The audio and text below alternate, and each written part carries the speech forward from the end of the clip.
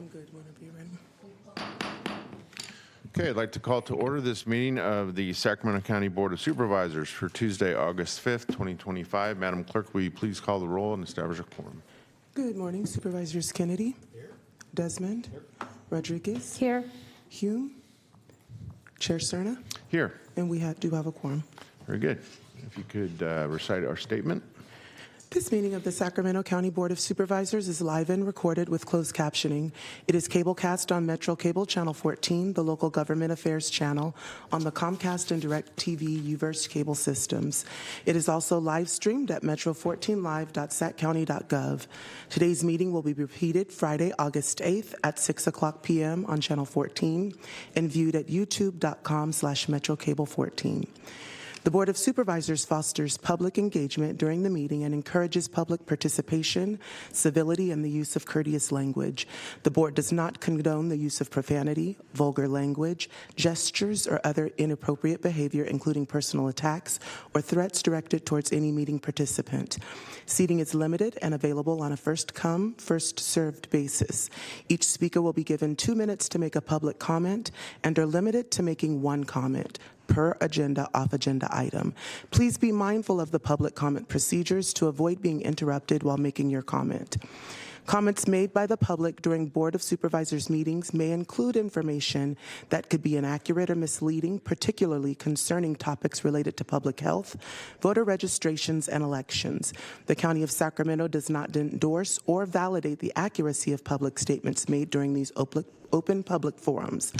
The recordings are shared to provide transparency and access to the proceedings of public meetings. To make a comment in person, please fill out a speaker request form and hand it to clerk staff. The chairperson will open public comments for each off-agenda item and direct the clerk to call the name of each speaker. When the clerk calls your name, please come to the podium and make your comment. If a speaker is unavailable to make a comment prior to the closing of public comments, the speaker waives their request to speak and the clerk will file their speaker request form in the record. The clerk will manage the timer and allow each speaker 2 minutes to make a comment. Off-agenda public comments will take place for a maximum of 30 minutes. The remainder of the agenda comments will take place at the conclusion of the time matters in the afternoon.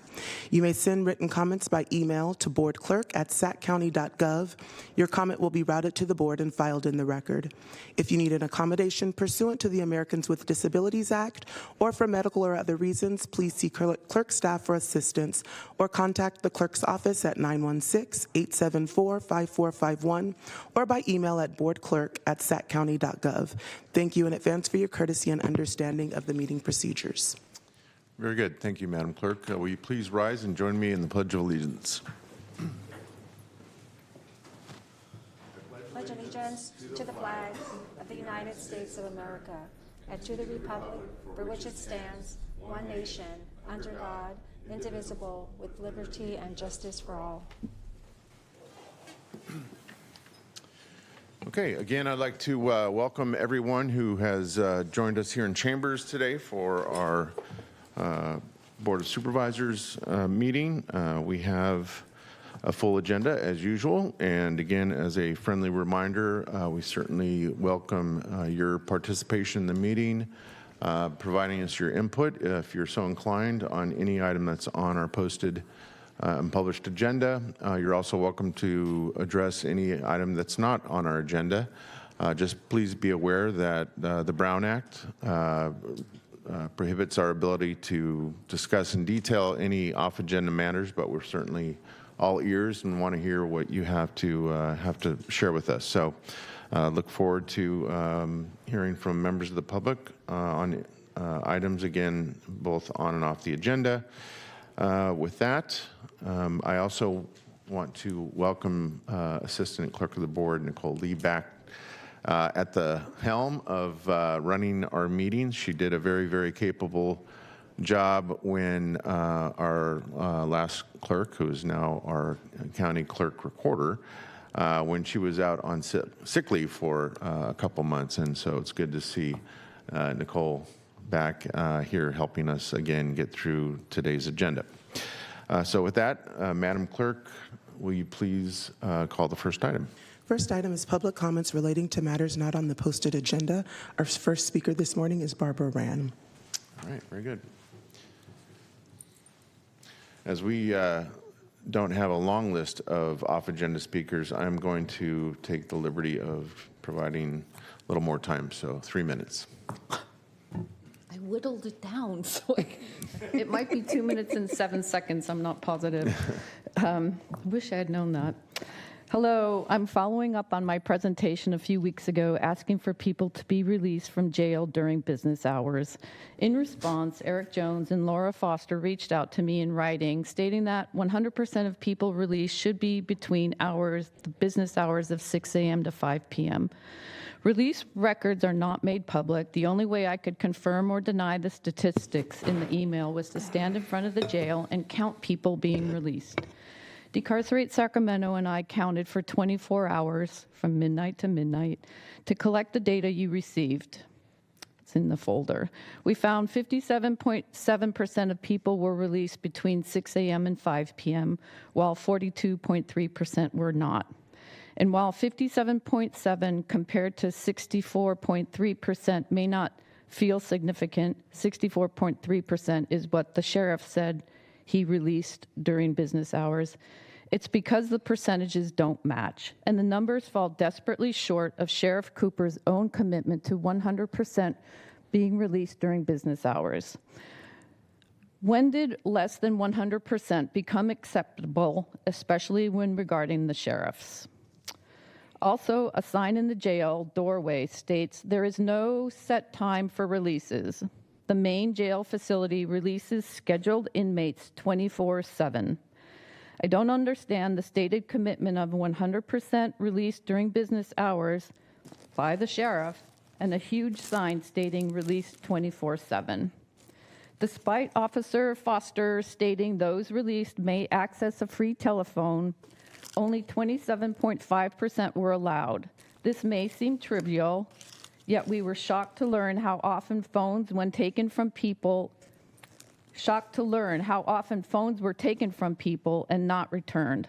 Particularly if the phone was a county-provided phone, the sheriff just kept them. And people were kept in a holding cell for hours and hours. I remember Supervisor Cerna, you're saying, there might be a reason why people are kept and then released late. This young man was kept in a holding cell for hours and hours before being released at midnight. I talked to individuals in this situation. I let them use my phone, and I drove 2 of them home. Please acknowledge the data Decarcerate Sacramento and I collected over 24 hours, and the data provided by the sheriff and officers of the county, 57.7% versus 63.4%. These are failing percentages in any organization except the Sacramento County Sheriffs and Sacramento County. The sheriff needs to stick to his own commitment of 100% during business hours.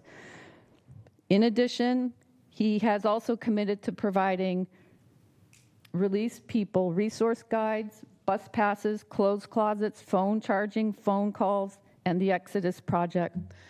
But most people received none of those. Thank you.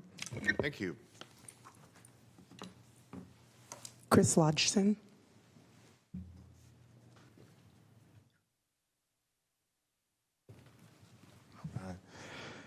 Good morning, members of the Sacramento County Board of Supervisors. My name is Chris Lodgson, and I am the policy manager in the Sacramento office of the Anti-Recidivism Coalition, ARC. I've had the pleasure of meeting with staff for many of your offices so far over the past couple of weeks, and look forward to continuing that work over the next several weeks. But I want to take a moment to highlight the critical work that our organization does supporting formerly incarcerated individuals as they rebuild their lives here in Sacramento.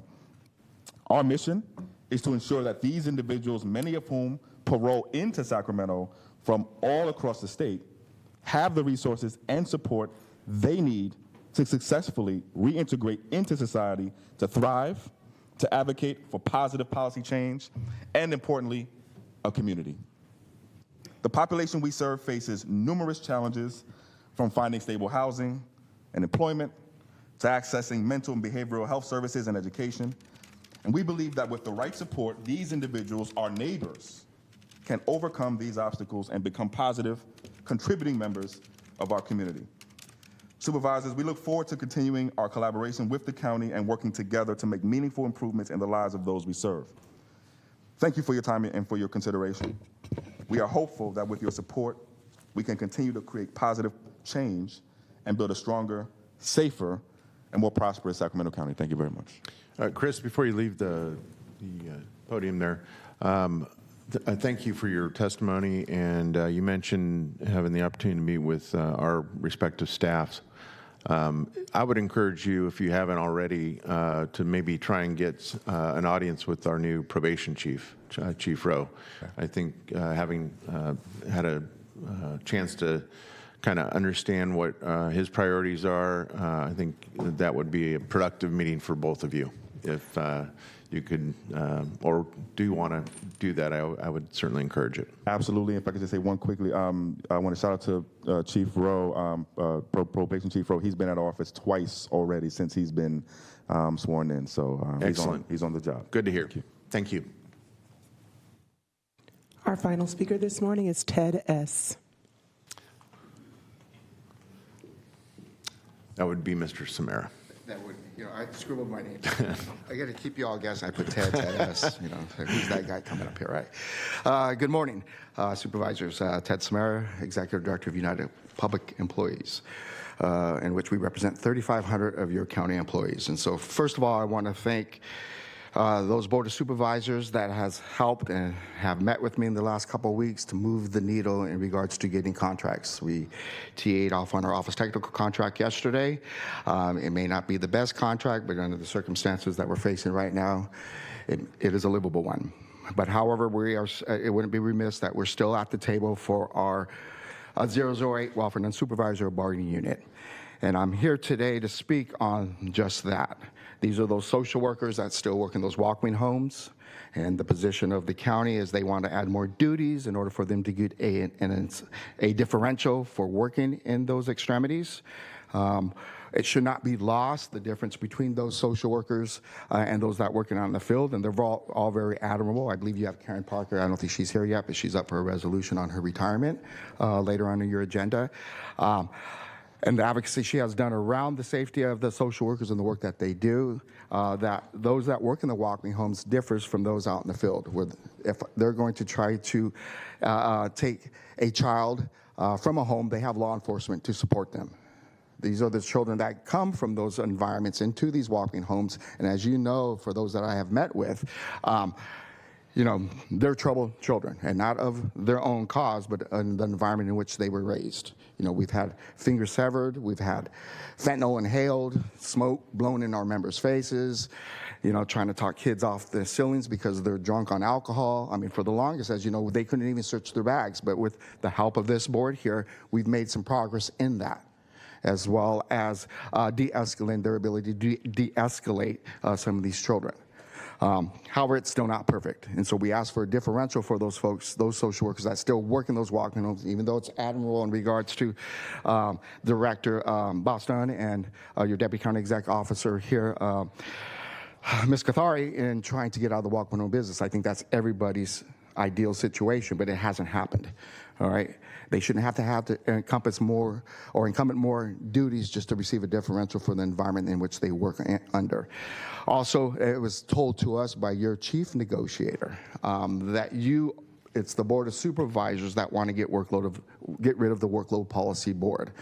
For you that don't know what the Workload Policy Board is, that is a venue in which the workers in both Department of Human Assistance and DCFAS can work with management collaboratively on their workload, on those policies and procedures.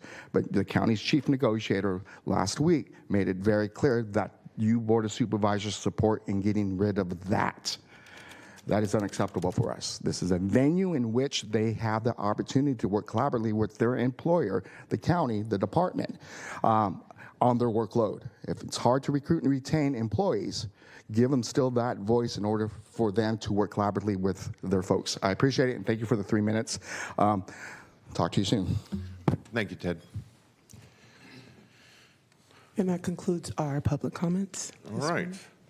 This is the part of the agenda that we now exercise some of the flexibility that we've kind of newly introduced in our effort to be a little more efficient with our time. So, Madam Clerk, your suggestion would be then to move to appointments?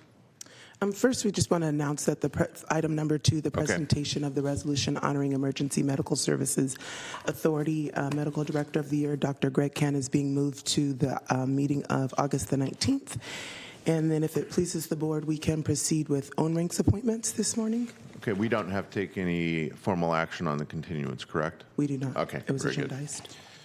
Okay, so we will move on to appointments. So if my colleagues can pull up their sheets, we'll get through our nominations here. So we'll start with item number 44. That's the Board of Supervisors 2025 appointments from own ranks to the Sacramento County Behavioral Health Commission. And so our office this morning is looking for a nomination from this board for appointment of one Board of Supervisors member to the newly established Sacramento County Behavioral Health Commission, as well as along with the establishment of this board, we will be dissolving and removing the mental health board from our own ranks appointments. Okay. I see that Supervisor Rodriguez is in the queue. So I was assigned to the Mental Health Board that was dissolved 3-4 months ago, and I would like to continue to be on this board, if On the possible. Behavioral Health. On the Behavioral Health Board, Okay. yes. Any other interests from? Need a motion to that effect? Yes, I think we should have a motion. So moved. All right. We have a motion, and the chair will second. If there's no further discussion, and we don't need to offer public testimony, correct? So we'll just We'll take. see if there's any public comment. I have not received any. Okay. Then in that case, please vote. Thank you, Chair. Thank And you. that item does pass unanimously with those members present. And with that, we could move to item number 45, which is the board to consider nominations and appointments. And so we will be continuing to the meeting of August 19th, the Carmichael Community Planning Advisory Council, Disability Advisory Commission, Lock Management Corporation, AKS Association, Southeast Area Community Planning Advisory Council, Veterans Advisory Commission, and the Vineyard Area Community Planning Advisory Council. We will also be continuing to the meeting of September the 9th, 2025, the Adult and Aging Commission, Cemetery Advisory Commission, Cosumnes Area Community Planning Advisory Council, Elk Grove Cosumnes Cemetery District, Galt Arnold Cemetery District, Human Services Coordinating Council, and the South Sacramento Area Community Planning Advisory Council. So that brings us this morning to the items which we will be looking for nominations from this board for. So we will start with the Antelope Community Planning Advisory Council, and there are 2 seats available for Supervisor Rodriguez for District 4. Please continue to August 19th. Thank you. For the Carmichael Recreation and Park District, Supervisor Desmond, there's 2 seats. Please continue to September 9th. Thank you. For the Civil Service Commission, Supervisor Desmond, there's 1 District 3 nomination. Please reappoint Nick Blois. Thank you. For the Cordova Community Planning Advisory Council, there are 2 seats. I'll be looking for 1 nomination for District 3 Please continue to September 23rd. and 1 nomination from District 5. Supervisor Hume is not here, but my notes indicate that he would like to make a nomination for Jesus Mendoza.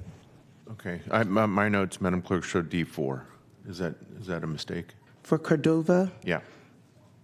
my notes say District 5. Would you Okay. like to continue this item? No, I Move just forward? Okay. I'm just noting the discrepancy between what you're seeing and what I'm seeing Okay. here. And so I will double check that, and if there's a change, we can look back at the end of the meeting. Good. Fair Oaks Community Planning Advisory Council, there are 4 seats for Supervisor Desmond, District 3. Please nominate Rebecca Friedman for Diana Storo's seat and continue the remainder to September 9th. September the 9th. Thank you. And for the Foothill Farms Community Planning Advisory Council, District 3, Supervisor Desmond. Please continue to September 9th. Thank you. For the Local Child Care Planning and Development Council, there are 5 seats. Chair Cerna. Chiefs are recommending the nomination of Tara Taylor and continue the remainder to September 9th, please. Thank you. For the North Highlands Community Planning Advisory Council, there are 2 seats looking for a nomination from District 3, Supervisor Desmond, Please continue to September 23rd. and 1 seat for Supervisor Rodriguez, District 4. Please nominate Jasmine Alope. Thank you. In the Orangeville Community Planning Advisory Council, there are 4 seats looking for a nomination from Supervisor Rodriguez for District 4. I'm sorry, can you repeat that, Commissioner? For the Orangeville Oh, yeah, Community please. Planning? Thank you. Please continue to August 19th. Thank you so much. And the Rio Linda Alberta Community Planning Advisory Council, there is one seat looking for a nomination from District 4, Supervisor Rodriguez. Please continue to August 19th. Thank you. Okay, the Sacramento County Behavioral Health Commission. So there are 4 seats for each district, and so I'll just go district by district. So Supervisor Cerna, District 1. Please continue to August 19th. Supervisor Kennedy for District 2. Please continue August 19th. Thank you. Supervisor Desmond for District 3. August 19th, please. And Supervisor Rodriguez, District 4. Also, please continue to August 19th. And Supervisor Hume, District 5. And my notes also say that he is continuing to, I'm just not used to That's him not going to be the being ultimate here. pregnant pause. And so my notes say he's also continuing to August 19th. Okay. So moving on to the Sacramento County Behavioral Health Youth Advisory Board. Supervisor Desmond, there's 1 seat for District 3. Please continue to August 19th. Thank you.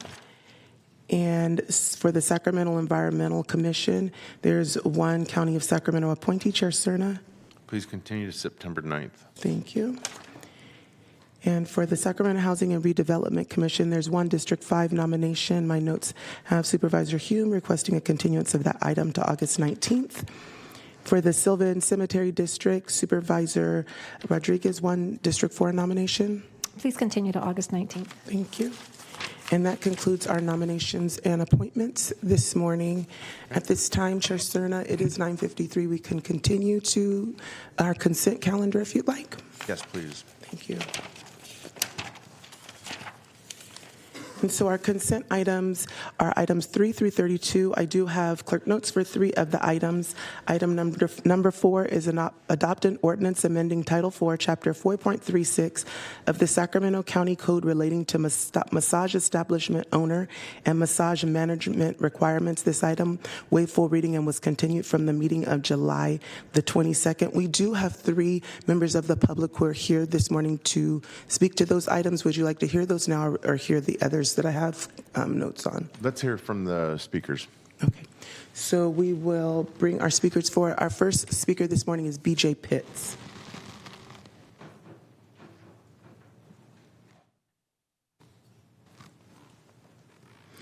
And Chair Cerna, would you like to go back to 2 minutes per person? No, I think we stay at 3. Stay at 3, okay. Such a luxury today. It happens rarely when we have few speakers. So, I'm BJ Pitts, CMT. And my CAMTC certified number is 552. Again, I'd like to thank the Board of Supervisors for their patience on allowing the Business Licensing and Finance Department to work through this long process of changing the ordinance and updating it.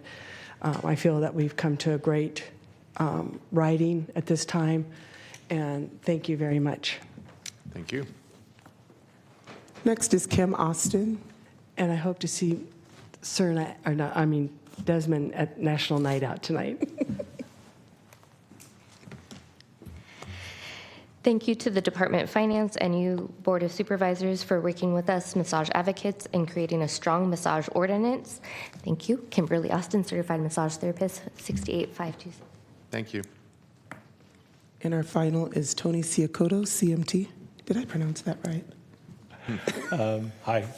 As you may recall, my name is Tony Psychotis. I'm a certified massage therapist, and it's very rare what you guys have done and what your staff has done to make an ordinance that's this strong and this respectful of the massage profession, while giving yourself tools to close businesses that are actually imposters engaging in commercial sex or human trafficking. So I deeply appreciate all of the staff members who worked on this and listened to us and pushed back and got us to rethink and went at it again, and you for giving them enough time to do all of that and make such a nice ordinance. Thank you very much. Great. Thank you. And thanks to the 3 speakers who I believe were here at our last meeting, also offering your thanks on the same subject. So appreciate that. And there is a lot of gratitude to go around, but I certainly want to publicly thank my colleague Supervisor Desmond, who has been working on this, and due to the geography of his district, he I think rightfully showed a lot of interest in making sure that this was not going to be a case of throwing the baby out with the bathwater. So appreciate that, Supervisor. All right. So the next item that I have notes on is item number 8, which is to adopt a fee ordinance amending Chapter 2.72 of the Sacramento County Code and also amending the Department of Agriculture Weights and Measures public fee schedule. This item also waived full reading and was continued from the meeting of July the 22nd. And item number 15 is to adopt an ordinance amending Chapter 6.20, Title 6 of the Sacramento County Code relating to solid waste management. This item waived full reading and was continued from the meeting of July the 22nd. So that concludes my clerk notes. Very good. Thank you, Madam Clerk. Does any member of the board wish to pull any item from consent for separate vote or consideration? Or I just have a comment on 3. On 3? Okay. Let's read, Madam Clerk, read item 3 into the record, please. Item 3 is to approve the scope of work for consulting services to improve collaboration between the county and Sacramento Housing and Redevelopment Agency. I just want to say how excited I am that we are venturing down the path of assessing some of the processes with our housing authority.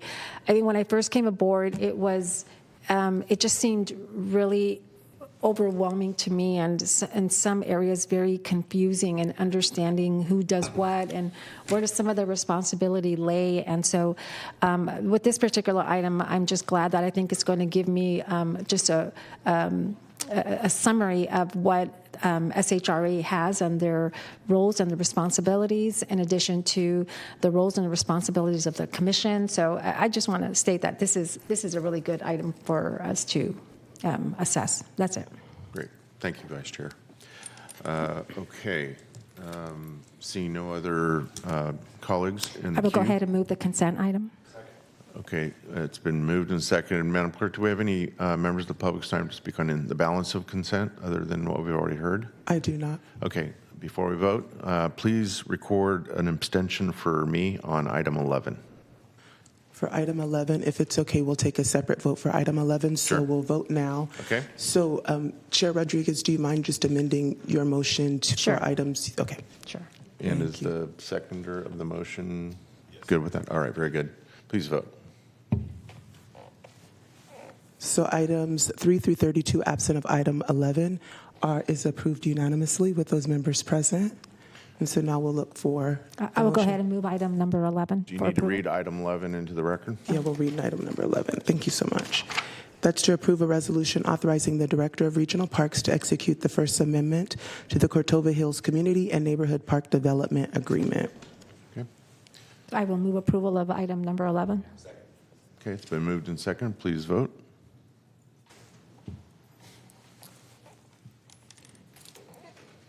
And that item does pass with one abstention from Chair Cerna. Very good. All right. And I believe we are right on time, if I'm not mistaken. We are good to go. So the next item is item number 33. That's the County Service Area Number 1, Zone 1, public hearing on the benefit category change and levy of increased service charge for the Watt Avenue Store Quest Project, APN 2550171-045. Good morning, members of the board. Joe Grassick with County Engineering, here to present this one. So the Watt Avenue Store Quest project is located on the east side of Watt Avenue, approximately 250 feet south of Whitney Avenue, and consists of a 4-story storage unit facility and associated site improvements. During the entitlement process, the project was conditioned to provide full funding for street and safety light maintenance, which is provided by County Service Area 1 for unincorporated county. And as a result, the project proponent submitted an application to initiate the benefit category change process. And in response to that request, a ballot and notice were mailed to the property owner on June 20th. Currently, the project consists of a single parcel in the safety light only benefit category and is assessed $2.56 annually. The proposed change is to the enhanced street and safety light non-residential category with an annual assessment of approximately $267.60. So if there are no questions from the board, we recommend the board open the public hearing, consider any written and oral testimony, objections, and protests, close the public hearing, and then direct the clerk to tabulate the returned protest ballot. Very good. Thank you. Any questions for Mr. Grassick? Okay, seeing none, I will go ahead and open the public hearing. Madam Clerk, do we have anyone signed up to speak on this matter? We do not. Okay, I will close the public hearing and direct the clerk to tabulate the ballots, please.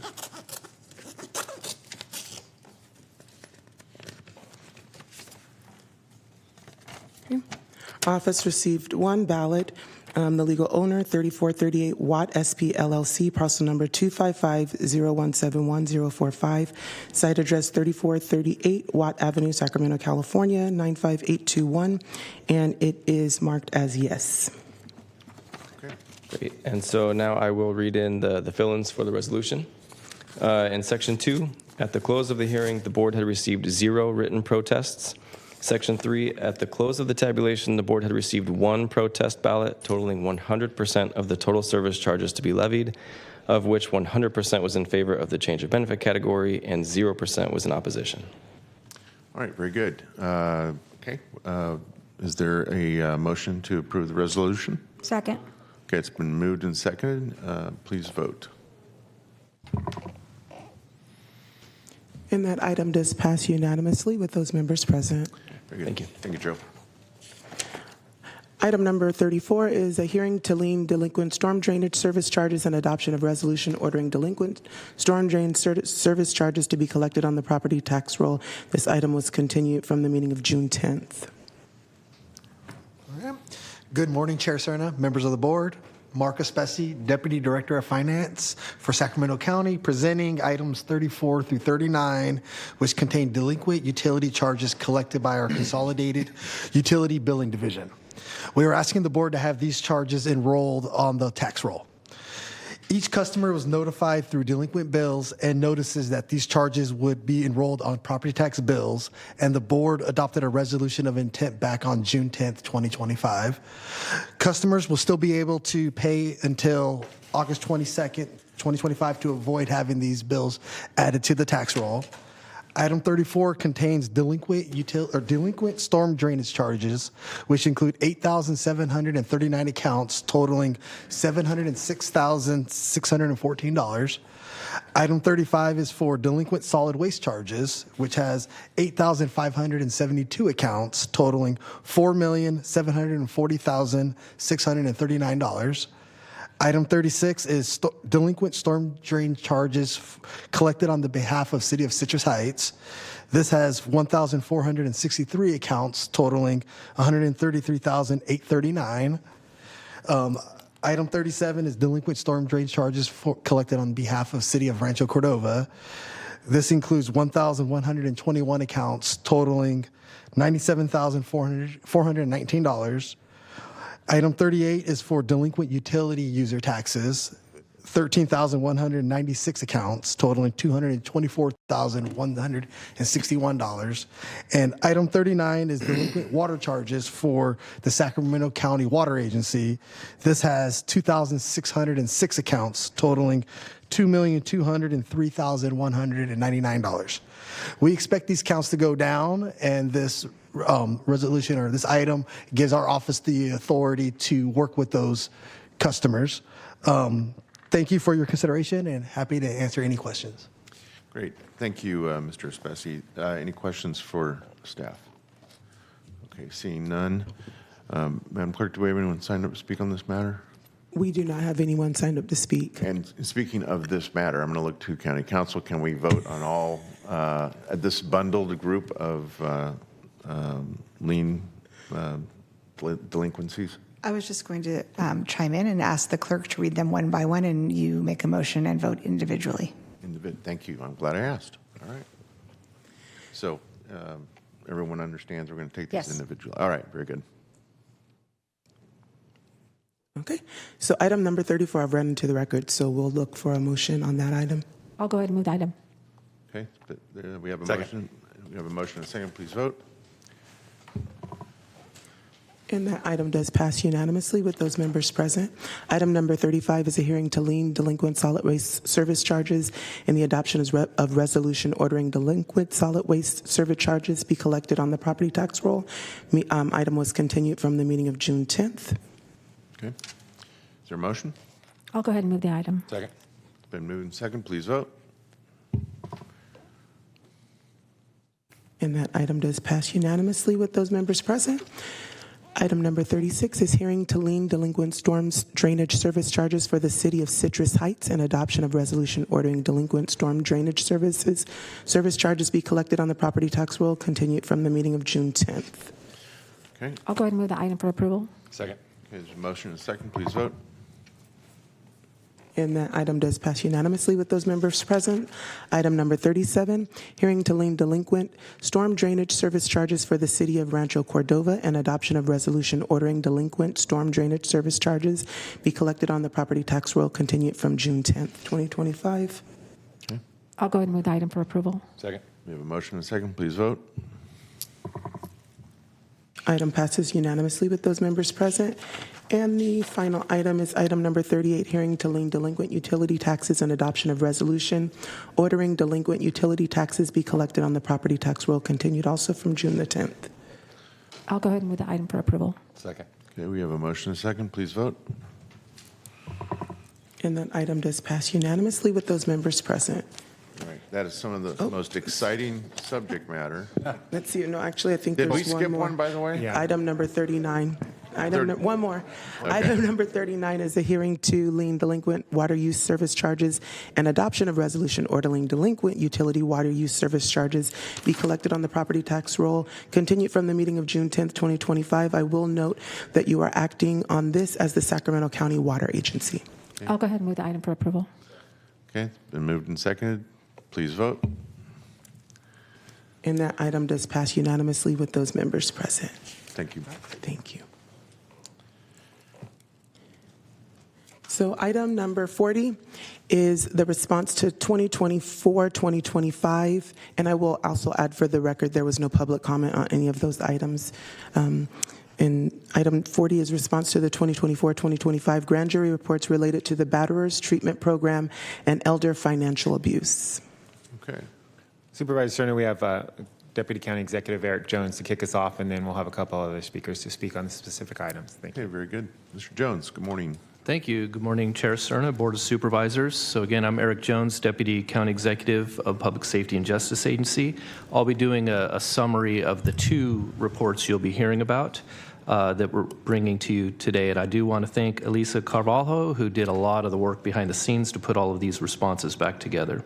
So the 2024-2025 civil grand jury completed 4 reports, 2 of which require responses from the county entities. The first, which was dated May 28th of this year, is a report on the Batterers Treatment Program, so you'll hear from the Probation Department on that. That report includes 8 findings and 10 recommendations.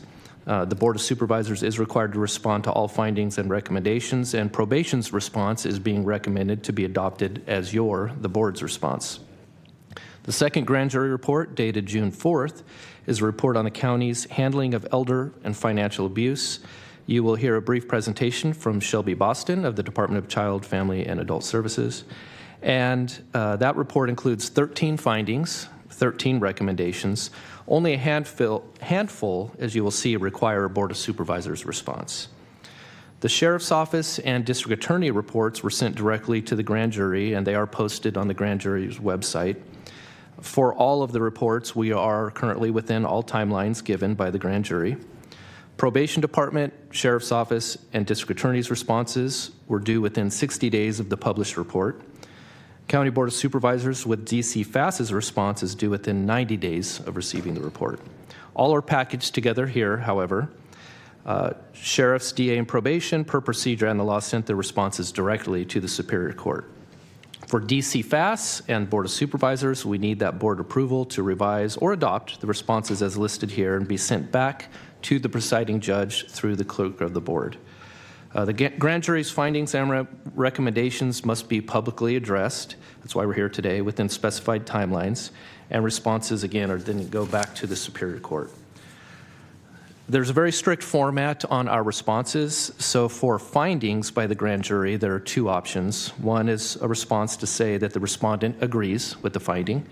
The other is that the respondent disagrees wholly or partially with the finding. And for recommendations, there are 4 different structures that can be sent back. One is that the recommendation by the grand jury has been implemented. The second option is that the recommendation has not yet been implemented but will be implemented in the future. Third, recommendation requires further analysis. And fourth, the recommendation will not be implemented. Regarding the third, where if we give a recommendation that requires further analysis, we then have 6 months to respond back to the grand jury. So an overall summary is that the county departments largely acknowledge the issues raised by the grand jury, but are not committing to most recommendations as written. Common reasons include limited resources, the need for more analysts, or that the plans to address the concerns will be done on different timelines. So with that, we'll have our first brief presentation, which will be by the probation department. Thank you. Very good. Thank you, Mr. Jones. While we're going to have our speaker make his way to the podium, do we have any questions for Mr. Jones before we get started? Okay, good. Good morning, Chair Cerna, members of the board, and county executives. My name is Mark Marquez. I'm the Assistant Chief Probation Officer for the Probation Department. I'm going to provide a brief summary of the grand jury's 8 findings and 10 recommendations. The department is updating reporting requirements for providers by improving centralized data systems, increasing staff training and oversight, strengthening record retention policies. The probation department conducts an initial assessment on clients, including economic, education backgrounds, medical history, criminal history, and substance abuse history. Clients are linked to services such as Medi-Cal, general assistance, CalFresh, mental health, medical, and drug and alcohol treatment services. The department is working with all our BTP providers to ensure they follow evidence-based treatment models rooted in domestic violence intervention practices. This will be monitored through provider renewal process as well as program audits and data collection efforts. The department is working to identify available funding streams to help subsidize BP fees for indigent offenders. The department will initiate outreach to other counties to learn from their experience and gain knowledge of the possibility of developing a shortened BTP program model. The department is appreciative of the grand jury's report and welcomes their insight. Thank you. Thank you. Any questions from the board? Okay, seeing none. Then we will now hear from DC Fast, Shelby Boston. Okay, very good. Morning, Shelby. Good morning, Chair Cerna, members of the board. My name is Shelby Boston. I'm your Director of the Department of Child, Family, and Adult Services, and it's my pleasure to be here this morning to go over our response to the grand jury's report as it relates to elder financial abuse in Sacramento County. As I'm sure this board is well aware, elder financial abuse is a growing trend throughout the nation, and unfortunately, we are not immune to this issue here in Sacramento County. So as was shared previously, there were 3 findings and 3 recommendations that the grand jury determined we needed to respond to. The first finding was related to inconsistencies in the data entry and how we keep track of our referrals to law enforcement as it relates to elder financial abuse. We agreed with that finding. Our second finding was related to challenges with appropriate staffing levels and seeking additional funding. We partially disagreed with this finding. We feel that we have adequate resources currently and are able to meet the needs of those complex investigations with the current master level social workers that we have in APS. The third finding was related to insufficient community outreach, and we disagreed partially with this finding because we acknowledge that we already provide a robust amount of community outreach where we specifically educate the community related to elder abuse and elder financial abuse. Moving on to the recommendations, we will not be implementing the recommendation to adopt and implement a more robust procedure for collecting data. And that was due in part to needing more time for additional analysis. We have a current software within Adult Protective Services, and we need to work with DTEC and the software provider to ensure that that software has capacity to expand and do a more robust data collection process, and that we could not achieve within a 6-month window.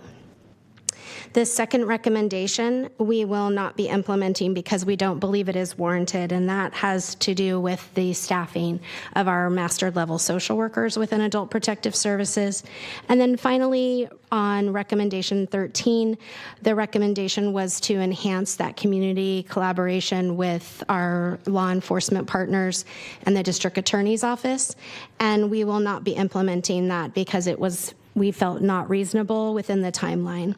I have already directed my staff to start focusing on that more enhanced collaboration with our partner agencies in this fiscal year. That concludes my response. Thank you. Great, thank you. So at this point, Mr. CEO, who are we going to hear from? That is the end of our speakers. Okay. It's back to the board now. All right, very good. Okay, I guess I do have a kind of a general comment. First of all, I want to thank the grand jury for their work, and this is an annual exercise that we go through, and as was explained in the preamble to the speakers providing our responses, I think it's the working relationship between the grand jury and the county it's kind of blessed and cursed, I would say. I think we're blessed that we have a group of willing residents of the county to give their time and energy to review important subject matter and offer their input and suggestions. But I'd say institutionally there's a flaw in the whole structure of that because they are charged with sometimes looking at some very complicated subject matter, and they have limited time, they have limited resources to gather the information, have confidential interviews with folks, and county governance, especially a county of our size and an urban county as we are, there's just a lot of moving parts to what we do, whether it be in social services or public health or any number of areas of service delivery. And so I don't think anyone can reasonably expect that in a relatively brief amount of time, you're going to be able to completely understand, circumnavigate some of these complex matters to the point where it's completely understood. And I think that's oftentimes why when we have these mandatory report backs about what we plan to do with what the grand jury has offered, you hear frequently the fact that maybe we have respectful disagreements or partial disagreements, and that really, again, has to do, I think, with just kind of that fundamental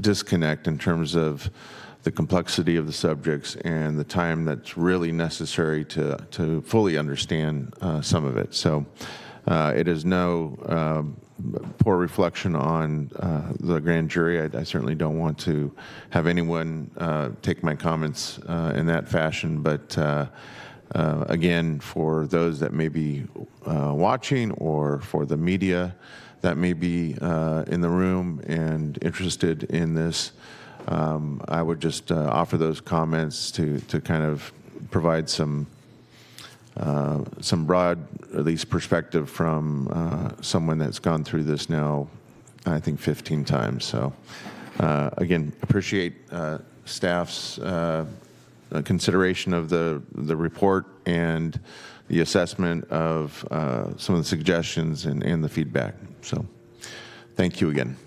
Thank you, Supervisor. Do we have, Madam Clerk, anyone sign up to speak on the matter? We do not, Chair. All right. We do need to take action, though, correct? We do need to. Can I get? Oh, yes, Supervisor Rodriguez. I agree with you that this is the first time that I've actually been a part of a grand jury, and so looking at this particular topic, it was very educational. It was a good one. It did leave me with a question and it was on finding 7, which is Supervisor, which report? There's 2 reports. Oh, sorry. This is on 1. Attachment 1. Okay, from the probation office. Yes. Okay. Yes. So it was on the grand jury's probation refusal to allow online meetings under any circumstances, and it goes on. And then in the response, it was state mandates require in person. Is that my understanding? That is correct, Supervisor.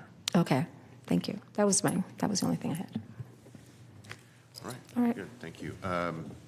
Back to formal action that we have to take. Madam Clerk, I'm looking to you or County Council. We do need an approval to adopt this report. Okay. I'll go ahead and move the recommended action. Okay, it's been moved and seconded. Please vote. And that item does pass unanimously with those members present. Very good. Thank you.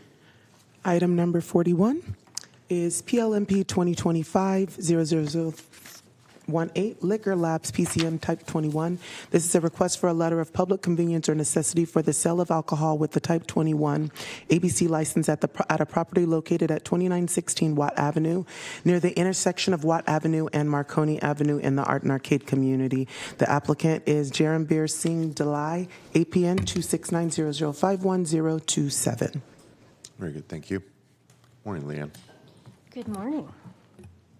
And I would ask Metro if you could bring up the presentation for item number 41. So I am Leanne Mueller with Planning and Environmental Review, and the item that we are going to hear before the board today is a public convenience or necessity for a Type 21 off-sale license for Liquor Labs. That is PLMP 2025-18. So the project site is located at 2916 Watt Avenue in the Art and Arcade community. It is currently a vacant building, and the surrounding area is a mix of residential, retail, and recreational uses. Specifically, there are apartments to the north, a Chevron gas station and a convenience store to the south, offices to the east, and a golf course to the west. This project site was previously used as a pawn shop that was closed in 2015, and it has been vacant since. This is a request for a public convenience and/or necessity for the sale of beer, wine, and spirits with a Type 21 ABC license at a future convenience store in the light commercial district. A PCN is required due to the overconcentration of licenses. This is the building and the floor plan. The applicant has indicated where their alcohol sales will occur in this building. This is a 1-mile radius map. The project is located in Census Tract 6002, and in this tract, our records show that there are 3 establishments that have licenses to sell alcohol. These are the Rayleigh's, the Rite Aid, and the Marconi AM/PM. However, within that 1-mile radius, there are also a total of 7 Type 20 licenses and 9 Type 21 licenses, as well as numerous sensitive uses, including schools and daycare centers. This project did go to the Art and Arcade CPAC in May of 2025. They had no public comments, and the CPAC did end up recommending that the board issue the PCN to the applicant. So our project analysis is that this is located in the Census Tract 60.02. It's approximately half a square mile, and our records show that the baseline authorization is 2 off-sale and there are currently 3. So they are 1 type 20 and 2 type 21. I'm sorry, that is a typo on the slide. And it is over-concentrated by 1 license. The sheriff's district is District 4, which is the Del Paso. It is not considered a high crime area, but we did receive a letter in June of 2025 where they did protest unless conditions were added. However, we would note that we cannot add conditions as this is a straight PCN. The applicant did end up providing a detailed justification statement that is summarized in the board letter and is also attached to it. They have indicated that this would be a public convenience to the neighborhood because it would provide customers with both food and alcohol in close proximity. It would clean up the parcel and it would provide a use for an infill parcel. Staff's recommendation, however, is for denial because essentially the census tract is over-concentrated and it is in the vicinity of census uses, and then that there are numerous opportunities to purchase alcohol in a 1-mile radius, and that there are also sensitive uses in the area. I can answer any questions that you may have, and the applicant is also here today to discuss their project. Thank you. Very good. Thank you, Leanne. All right. First in the queue is Supervisor Desmond. Thank you, Leanne. I appreciate it. And do you have, by any chance, I know it's not required as part of our PCN evaluation, but I think it is material to the discussion, is all the on-sale locations in close proximity to this site? Because I can think of 3 bars off the top of my head, which are probably would be termed dive bars within very close proximity to this site.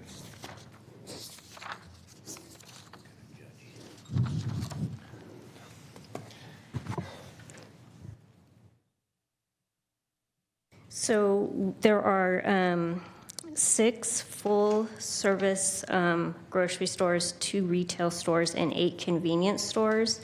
I don't have a list of the ones that sell on sale in the community. Okay. We were just focusing on similar off sale. Okay, that's fine. I understand that. I think it's maybe in future discussions about PCN issuance, and also in terms of the we talk about the sensitive uses. We don't customarily plot those, I don't think, on our maps. And when I talk sensitive uses, I'm not just thinking parks and schools, but there are so many social services serving facilities in that area. Do we, by any chance, have a map? I'm looking at Siobhan because I know she recently prepared a map, and I wish I had brought that today because I think it would really demonstrate that there are quite a few nearby. So what we do try and plot is we do have a 1-mile radius map, which you saw, and generally what we do is we focus on the vacant lots, daycare centers, and schools and parks. Those are what we generally focus on that map. We don't specifically put all the social uses. Okay. Thank you. Thank you. Vice Chair Rodriguez. Thank you for the presentation. I just have a couple of questions. So when I look at projects like this, I try to put on, my support of capitalism and ensuring that we support entrepreneurship and that we allow businesses to do business in Sacramento County, because it's something that I talk to quite a bit of people when it's, if they want to open up a business, it's like, go for it, because it's good for everyone. In this particular section, in this particular area, it's a vacant building. It's been vacant for 10 years. I really would love to see this area revitalized, just because it will be better for the community.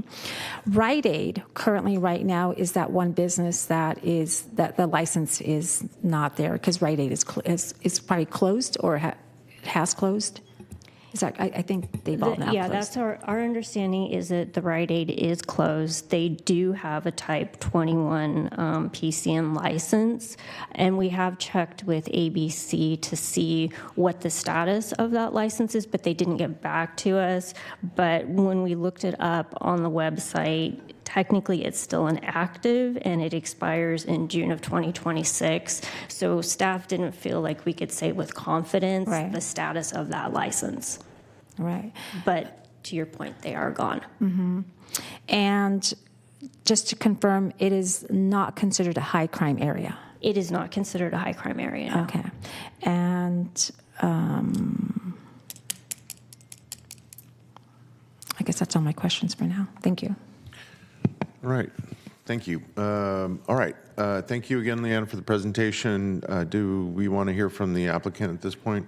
I assume we do. Or give them the opportunity if they want to address the board.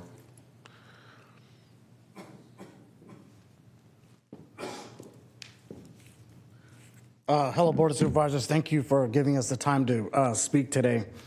Just a little bit of background. I work in real estate. We own restaurants in the area. This is not our first convenience store of 7-Elevens. We've done this same project in Placer County in Roseville. I'm sorry, can we get your name for the record, please? Sukbir Randawa. Great, thank you. The license is actually under my nephew, which is Jaron. So this is going to be a family project. The license in that area, like we said, is not high crime. My understanding when we initially did the ABC paperwork is that there were a base of 3 licenses, and this would be the 4th. And as we discussed, the Rite Aid is permanently closed. I'm not sure. We weren't made aware of this until just Friday, so we haven't had time to meet with ABC to go over that information. But the building that we've already signed a lease into, it has been vacant for 10 years. It's run by homeless people. The area, that building is extremely run down. We had a liquor store in Placer County. We did the same thing. It was off of Riverside Avenue. We went in there, very old building, went in, remodeled it, brought access to fresh food, packaged food, beverages nearby, but really just cleaned the entire building up.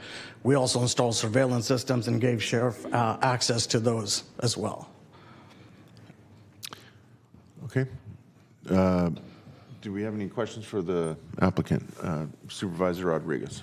Do you have a projected percent of that alcohol we'll have in your convenience store? Somewhere around 40 to 50. Percent projected for of sales? Correct. Okay, thank you. Any other questions for the applicant? All right, seeing none, thank you. Thank you. All right. Madam Clerk, do we have any other members of the public wish to speak? I do not have anyone, sir. All right, very good. Supervisor Desmond. Thank you, Mr. Chair. I do have a question for staff in terms of the Type 21 license from the Rite Aid. Now that they can sell that license, tell me what the process is for maintaining that license in the area. So they can either cancel it, get rid of it entirely, and then I'm not quite sure exactly what would happen, but there is also the possibility that they could sell it. And my understanding is when they sell, it doesn't necessarily have to stay in the census tract. And that's why we reached out to ABC to see if there had been any contact with Rite Aid or to see if they had any idea what the status of those licenses was, and they have not gotten back to us. Okay. So when these PCNs come to us, I struggle with these a lot, as I know a lot of my colleagues do as well, and appreciate the statements from Supervisor Rodriguez. I can tell you, as a supervisor that represents the area, I also want to see the area developed and spend an awful lot of time in that area, and I'm extremely familiar with it. I'm very surprised that census tract is not designated as a high crime area, but I think you mentioned the 1 mile radius around it is. I had a discussion with the North Division Sheriff's Commander about that area, and immediately surrounding it, there have been a series of shootings in that area in the past few years.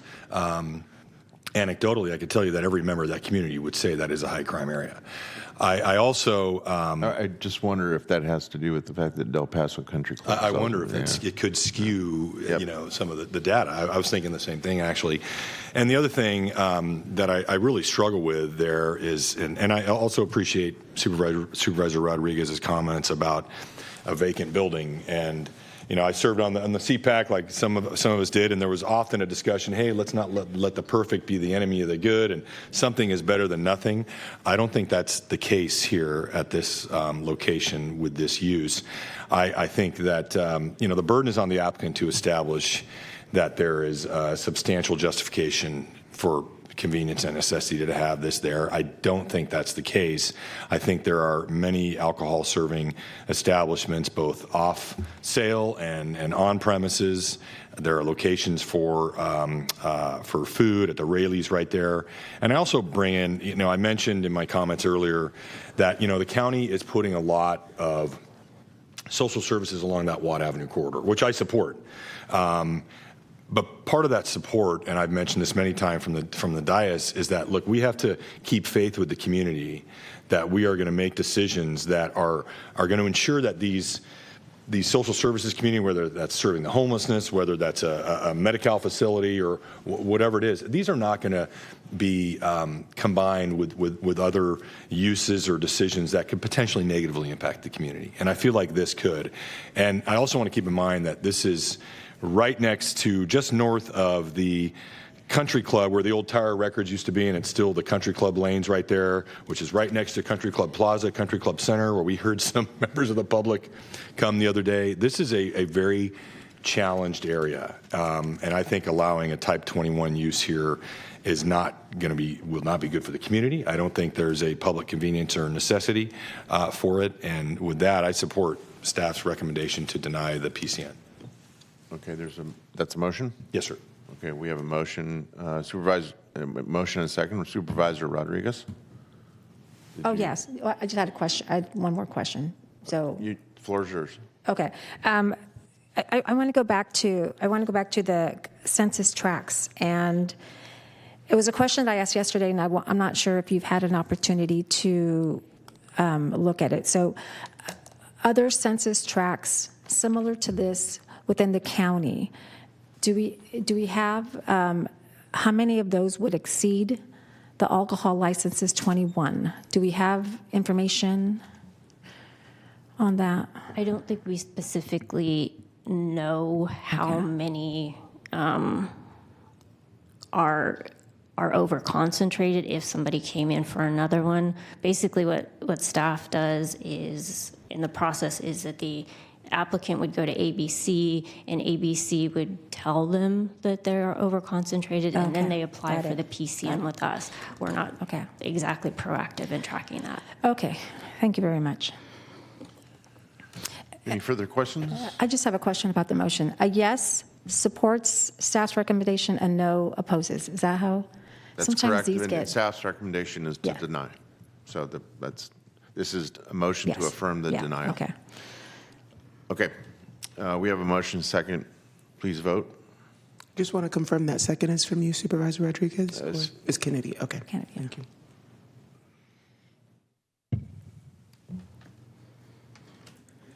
And that item does pass. 3 votes with a no vote from Supervisor Rodriguez. Okay. Next item, please. Item number 42. It's PLMP 2022-00144, Shandong 13. This is a specific plan amendment, rezone, small lot tentative subdivision map and design review for a property located south of Florin Road and 0.6 miles east of Bradshaw Road in the Vineyard community. The applicant is Rick Langdon, APN 066-0100-0006. I will need to swear in all parties present, so if you wish to address the board regarding item number 42 on this agenda, please stand to be sworn this morning and raise your right hand, and the appropriate response is I do. Do you swear that the testimony you are about to give this board is the truth, so help you God? If you do not swear, do you so affirm? Now, I would give you the instructions that when you go to the podium, please state your name for the record and the statement, I have been sworn.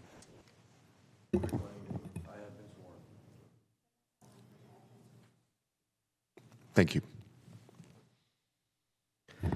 All right. Good morning, Chair Cerna, board members. I'm Emma Patton, Senior Planner, and today I'm joined by Christopher Alberts, Associate Planner and Project Manager for the Shandong 13 project.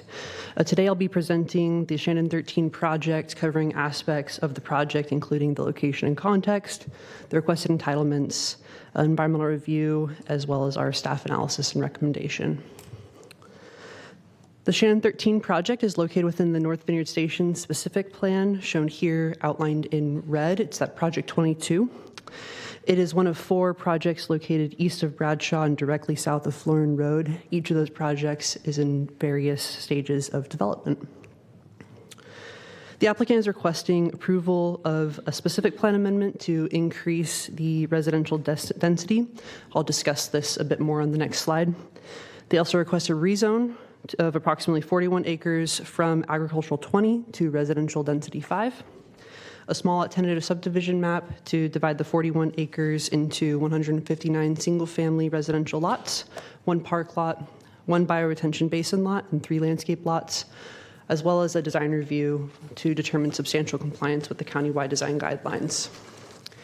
Here's that specific plan amendment I promised. The amendment would change the land use designation from single-family residential 1 through 3, allowing a density of 3 dwelling units per acre, to single-family residential 3 through 5, allowing up to 5 dwelling units per acre. It also includes a realignment of planned roadways within the specific plan to improve site circulation and land use efficiency. A notable co-benefit of the new layout is an increase in the park size, supporting broader community recreation needs. The proposed map shows here includes those 159 single-family residential lots I mentioned. On the southern portion of that map, which is shown on the right side here, you see the public park, the bioretention basin. There's also landscaping along some of those major roadways, including Florin Roadway along the north. The layout is designed to maximize connectivity with adjacent developments, including developments to the west, where a school site is planned, and provide ample open space for residents. I will note under the Quimby Act, the required parkland dedication is 2.4 acres. The applicant proposes to dedicate an 8-acre park site, resulting in an over-dedication of approximately 5.6 acres. This over-dedication will help meet the park needs in nearby higher density residential developments south of Florin Road. The project qualifies for a notice of exemption under CEQA section 15182A based on conformity with the adopted specific plan. Project-specific mitigation measures have been developed to address impacts identified in the specific plan's environmental impact report. In regards to advisory recommendations, the Vineyard CPAC met on September 12th, 2024. While no quorum was available, the 2 members present did express their support for the proposed project. The Design Review Advisory Committee also met later on June 13th, 2024, and found it consistent with the countywide design guidelines. Staff reviewed the project and found it to be consistent with the general plan and the North Vineyard Station specific plan, found it to be compatible with planned development densities in the area, and found that it is meeting the specific plan infrastructure requirements, including road and drainage improvements. Finally, the project was supported by both the CPAC and the DRAC. So based on this analysis, staff is recommending approval of the project, including that the board recognize the project's exempt status under CEQA section 15182A, approve the resolution amending the North Vineyard Station specific plan, adopt the ordinance authorizing a rezone of approximately 41 acres, approve the small lot tentative subdivision map subject to findings and conditions, find the project in substantial compliance with the countywide design guidelines, and adopt the mitigation monitoring and reporting program. That concludes my presentation. Happy to answer any questions you have. And as seen earlier, the applicant is in attendance should you have questions for them. Thank you. Thank you, Emma. So I always get a little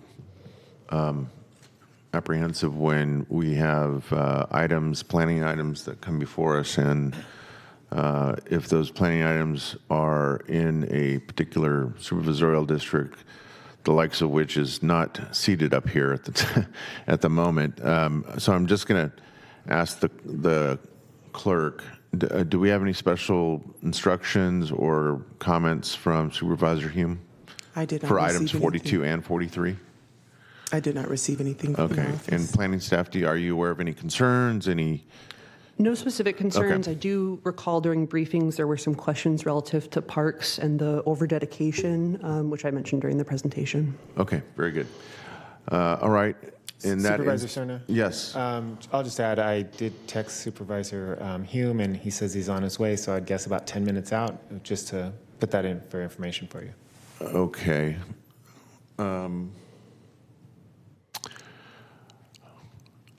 I think as a courtesy, I think it would be appropriate for us to maybe, and I'd actually like to have him here to be able to hear the speakers who have been sworn and are expected to testify.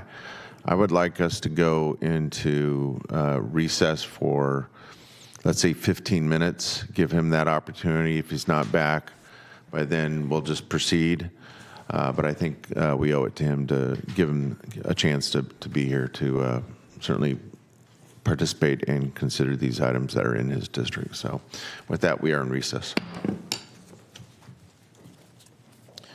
Maybe it's a case of being two.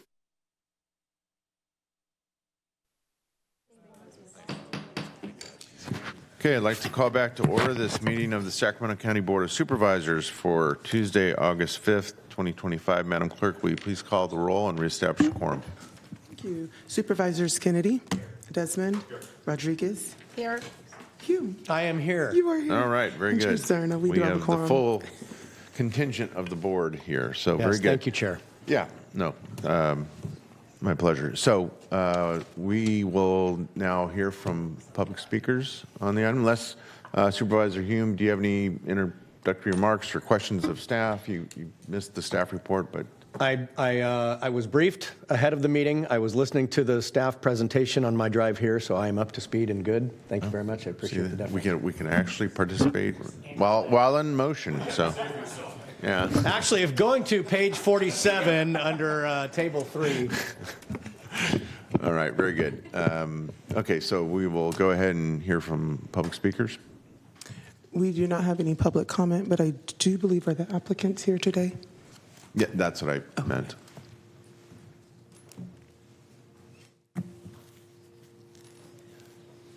Good morning. My name is Rick Langdon. I represent the owner of this property, and I really don't have much to add to the presentation. I think Emma did a good job, and I'd like to thank Emma and Christopher for their help putting this project together, but I would answer any questions you may have regarding the project.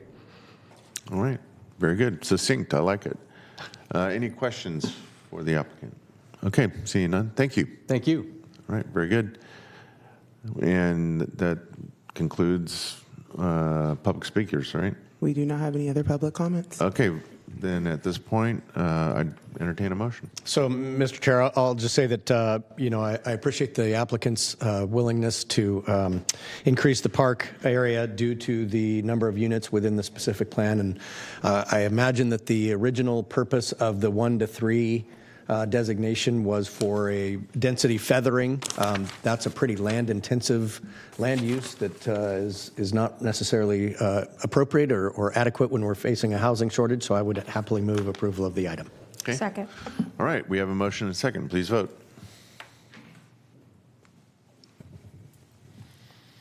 And that item does pass unanimously. All right, very good. Next item, please. Item number 43 is PLMP 2023-00054, Vang Property Rezone and Parcel Map.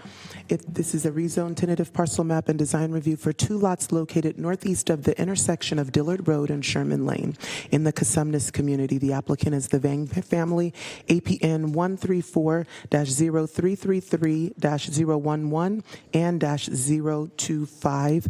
I do need to administer an oath for those members that would like to present. If you would like to address the board about item number 43 on this agenda, please stand to be sworn.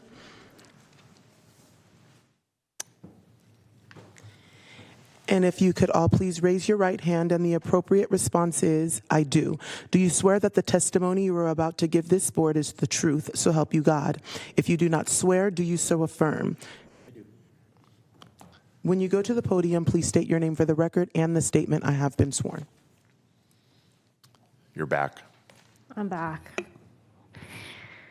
Good morning, board members. I'm Leanne Mueller with Planning and Environmental Review. I would like to report that the applicant, represented by Mr. Holloway, has requested a continuance for this item, and staff would like to request that if the board does continue it, that you continue it to the September 9th hearing date to give us ample time to address and work with the applicant. Okay, very good. I suspect, Mr. Holloway, you don't have anything to add. Okay, very good. All right. And we have no public speakers on the item? We do not for this item. All right, then I'd entertain a motion to continue. Supervisor Hume. I would make that motion to continue to, what was the date again? September 9th, please. September the 9th meeting. A second. Okay, it's been moved and seconded. Please vote. And that item does pass unanimously. All right, very good. Thank you. That brings us to item number 46. That is county executive comments. Thank you, Nicole.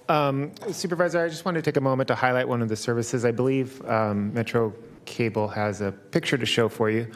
I just wanted to highlight some of the activities that we have in Department of Human Assistance under the Director, Ethan Dye. Our Office of Veteran Services plays such a vital role in ensuring that veterans and their families can access benefits they've earned through their service, their military service. One example is Elise Alert, pictured here, who has and we owe a thanks to our office for their guidance, securing educational benefits to fully cover her tuition and provide stipends for her as she went to school at UC Davis. These resources gave Elise the financial freedom to focus on matters her academic, her internship, and real-world experiences of unpaid roles in at her university. Her hard work and dedication paid off, as she was honored with an Outstanding Senior Award and the department's citation of academic distinction. But behind the scenes is a great employee of ours, Rochelle Arnold, who is our fantastic Veteran Services Officer, and her dedicated team. They work every day with compassion and purpose, knowing that they can change the lives and make life-changing assistance to veterans. Elisa's story is the reason why we work and what we work for every day. The Office of Veterans Affairs is committed to making sure every veteran and their family members have the support and resources that they deserve, and that's how we honor their service and their military service, by showing up every day and and providing services to them. I just wanted to take a moment to thank Director Dye, Rochelle, and her dedicated team of the Veteran Service Office for all the wonderful work she does, and her commitment to the veterans. She's a veteran herself and incredibly committed to helping veterans seek out all the variety of services that are due to them. So thank you. Thank you, Mr. CEO. Appreciate those comments. Supervisor Rodriguez. Oh, we are now on to supervisor comments. We'll start with District 4, Supervisor Rodriguez. Thank you, Chair. I want to congratulate the Fat Rabbit for being honored for excellence in health and safety. I'm excited to highlight the Fat Rabbit for earning the Environmental Management Department's Annual Award of Excellence. Running a restaurant is tough, and earning the kind of recognition doesn't happen by accident. It takes a team that, and all in all, to carry out the day by day. From food safety to environmental practices, the Fat Rabbit continues to lead by example to set the standard high. So we're lucky to have them in the city of Folsom and Sacramento County, and congratulations on this award. I also want to recognize Diane Rogers, a 2025 Women Who Mean Business honoree, for the real and lasting impact she's made across the Sacramento region. She's helped shift the role of chambers from ceremonial to strategic, focusing on supporting businesses in practical and meaningful ways. And lastly, tonight is National Night Out, and it's just a reminder of the strength that comes from neighbors coming together with a shared commitment to safety and community. I want to thank all the organizers and volunteers and community members who make these events possible, and extend my deep appreciation to our law enforcement officers for showing up not just in uniform, but in partnership with the communities they serve. That's it. Thank you. Supervisor Desmond. Thank you, Mr. Chair. I have not heard the term Fat Rabbit in a while. Yeah, I was since I was in high school, because I was surprisingly quick for a big offensive lineman. But nimble as you are. A few things. One, there was an inordinate amount of public comments related to debris on the roadways, dead trees, DOT infrastructure, and not surprisingly, most of those locations are in District 3, which we will be following up on with my staff. But something that does come up a lot is concerns and complaints about 311. I've had discussions, I think, with Deputy County Exec Eric Jones about this, particularly with respect to parking. If you call 311, try to go through 311, it doesn't easily get transferred over to the Sheriff's Department, and it kind of gets bounced back. So I want to see if maybe we could look into that again and see if we can make that more seamless for members of the public who rely on 311 to report illegal parking concerns. Yes, sir. And the final thing I just want to bring up is David and I had a discussion about this yesterday, and we've had a few discussions. Back during the budget, we had one of the sheriff's requests was relating to an IT chief position in the sheriff's department. We didn't get into a discussion about this much during budget, and I've been told discussions have been ongoing, but we haven't been able to resolve this. I just want to go on record and say I support this and hope that our county exec and staff can figure out a way to make this happen with the sheriff's department. Thank you, Mr. Chair. All right, very good. Thank you. Supervisor Hume. Thank you, Mr. Chair. So I cheekily just chimed in because I wanted to say fat rabbit on the record as well. Is that spelled with a PH or an F? F. Okay. Yeah, they're right in the historic district. No degrees with PHs in them. But I will say that I back up Supervisor Desmond on his request there, and I know that the county exec and I had a conversation about this, and I think it's a classification issue as far as the ripple effects, but I do support the sheriff's underlying request, and I hope that we can find that out, and I hope to see some people out there for National Night Out tonight. Thank you. Very good. I will complete our comments by also referencing National Night Out, and as is customary for the first district, we host an event at Jack Davis Park, which is in the South Oak Park community, one that our staff and myself, we're very familiar with and focus a lot of our attention on. Would certainly welcome and anyone who would like to come by and visit. It's always a well-attended part of National Night Out in that part of Sacramento County. We always have a number of departmental tables out there and staff providing information, and we also have a number of our nonprofit partners that attend as well. And my chief of staff just reminded me via text that we're actually going to have a couple of food trucks out there tonight, one of which is pupusaria, which is Salvadorian food, and I am a sucker for a good pupusa, so I'm looking forward to that. Got to break from the diet at some point, I suppose. So that's something that we're all looking forward to. I know others are out trying to attend many of the events that are going on throughout their respective districts, but I always want to make sure that my colleagues and staff know that they're always very much invited to the event that we host. And then secondly, I just want to publicly thank Vice Chair Rodriguez and Deputy County Exec Siobhan Katari, as well as our County Executive David Villanueva. We have been participating with the City of Sacramento to button up the agenda for the October 28th joint meeting involving the City of Sacramento City Council, and then of course the mayors from the other cities in Sacramento County. And the comments and suggestions have been wonderful. I think it's really added a lot to making this a very, what I think will be a very productive meeting on the subject of homelessness, homeless services, affordable housing, and the complexities of that. And I think it's been great, especially to have Vice Chair Rodriguez involved, because she's been able to, I think, interject at the right moments to remind everyone that while this kind of started as a City of Sacramento, County of Sacramento effort, there definitely needs to be a lot of consideration for the other cities' perspectives and what they can contribute to make this, again, I think, not just a productive but a historic joint meeting. So very much looking forward to that, and I just want to extend my thanks to those that I've mentioned. Okay, if there are no further comments from board members or staff or the public, we are adjourned.